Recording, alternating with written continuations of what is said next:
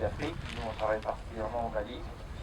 Et ce semoir, il a été conçu aussi et réalisé pour partir au Maghreb.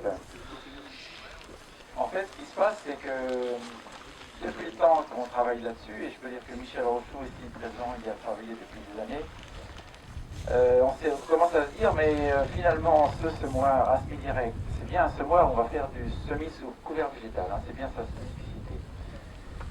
Ce semoir à semi-direct, il devient intéressant, et pourquoi on n'envisagerait pas de l'utiliser chez nous en France? Parce qu'il y a des caractéristiques bien particulières.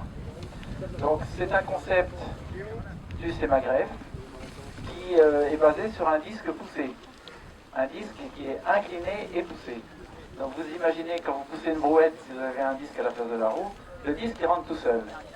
C'est-à-dire qu'en fait vous n'avez pas besoin de 250 kg de pression, vous avez besoin de 30-35 kg. Et le disque rentre. Donc ça c'est le concept sémagreffe que le sémagreffe nous a autorisé à exploiter, notamment pour l'Afrique. Et qu'on veut mettre en évidence parce que voilà, on arrive sur des modèles d'agriculture où on va pouvoir faire du semi direct sous couvert végétal avec des coûts de matériel quand même qui vont être très raisonnables. C'est-à-dire que ce type de semoir, on peut l'emmener derrière un 70 chevaux en 2 roues motrices, voilà, simplement. Donc il est à double caisse, une caisse semence, une caisse engrais. Là il est présenté, il a juste simplement la semence qui est dedans. Pour tout vous dire, il a été terminé d'assembler hier soir par son constructeur ici présent qui a mis un coup de collier pour le montrer aujourd'hui. Donc je vous présente Christian Savatier, à côté de moi là. Il est du nord de la Vienne et il s'est associé avec un autre établissement qui est l'établissement Liègre, du côté de Richelieu, pour les pièces de précision. Donc, on ne se fait pas d'illusions, on vous l'explique tel que c'est. Il s'agit d'un prototype.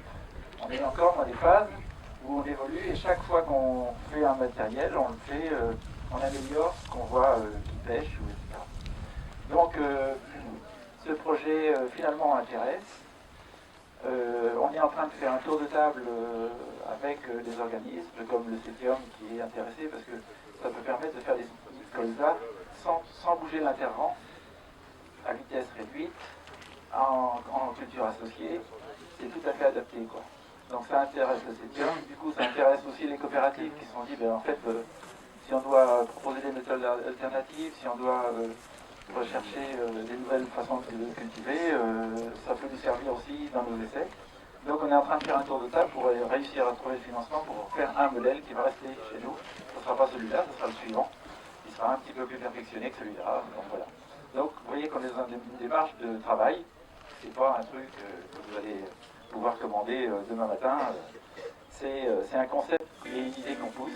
C'est des paysans qui ont poussé l'idée.